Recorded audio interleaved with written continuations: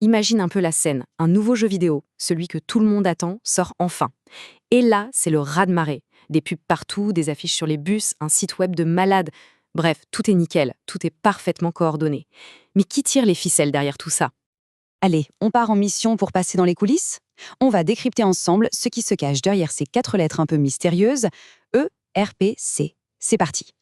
Bon, première étape, comment on passe de la simple idée à un projet bien réel, bien concret? Parce que pour qu'un lancement soit une réussite, eh bien, il faut créer une tonne de trucs différents, que ce soit sur un écran ou sur du papier. Pour notre fameux jeu, ça va du site web super stylé jusqu'aux affiches géantes dans le métro, mais aussi la boîte de la console elle-même, les pubs qui tournent sur les réseaux sociaux, le petit manuel d'instruction et même les superbes livres collector pour les fans. Franchement, c'est un sacré puzzle à assembler tout ça. Et donc, la grande question, c'est qui est aux commandes?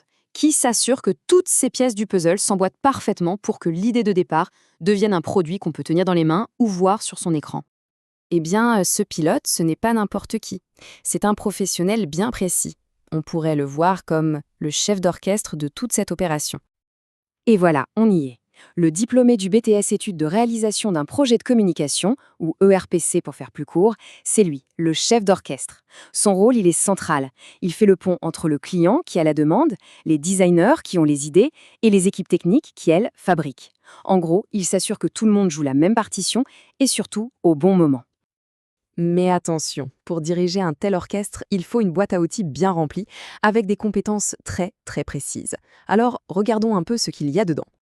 On peut résumer ses missions en 4 grandes étapes, 4 casquettes différentes. D'abord, il joue au détective. Ensuite, il devient un peu architecte. Puis, il se transforme en véritable jongleur. Et enfin, il finit en mode inspecteur qualité. On regarde ça de plus près? Première casquette, le détective. Là, son but, c'est d'enquêter. Il analyse à la loupe la demande du client. Qu'est-ce qu'on veut fabriquer exactement? Pourquoi? Et surtout pour qui? Est-ce que le jeu s'adresse à des joueurs experts ou à toute la famille? Il a besoin de tout comprendre pour démarrer sur de bonnes bases. Une fois que l'enquête est bouclée, il enfile sa casquette d'architecte.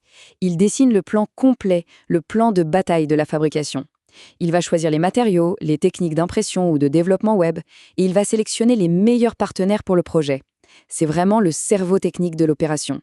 Et ensuite, place au spectacle. Il devient jongleur. Il doit coordonner le travail des graphistes, des imprimeurs, des développeurs, le tout en gardant un œil rivé sur le calendrier et le budget. Il doit s'assurer que tout est fluide, que la chaîne ne se casse pas et que personne ne manque de rien pour bien bosser. Et enfin, la touche finale, le contrôle qualité. Là, il est intraitable. À chaque étape, il vérifie tout. Est-ce que la couleur de l'affiche est bien la bonne? Est-ce que le site web fonctionne sur un smartphone? L'objectif est simple, livrer un produit zéro défaut qui correspond pile poil à ce qui a été commandé. Bon, maintenant, parlons d'une particularité de ce BTS. C'est qu'il offre la possibilité de se spécialiser. Un peu comme si on choisissait sa classe de personnage dans un jeu vidéo, en fait.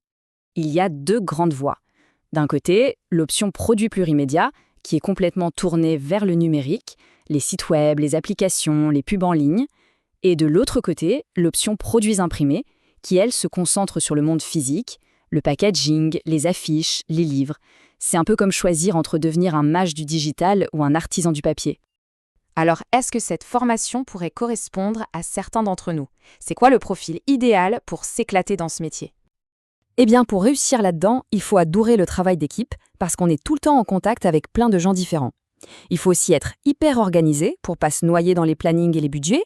Une bonne dose de curiosité pour les nouvelles technologies, c'est indispensable, que ce soit pour le numérique ou l'impression.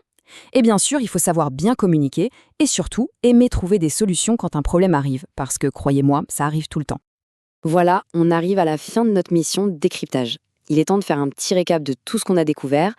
Ce qu'il faut vraiment retenir, c'est que derrière chaque campagne qui fait le buzz, derrière chaque produit bien fini, il y a un chef d'orchestre qui a transformé une simple idée en une réalité concrète. Alors la prochaine fois qu'on déballe un produit ou qu'on voit une pub géniale, on pourra se demander « Tiens, quelle belle symphonie se cache derrière tout ça ?» Merci beaucoup d'avoir écouté. Pour découvrir d'autres formations et d'autres métiers, n'hésitez pas à faire un tour sur le podcast et la chaîne YouTube « Choisis ta formation et ton métier ». À bientôt.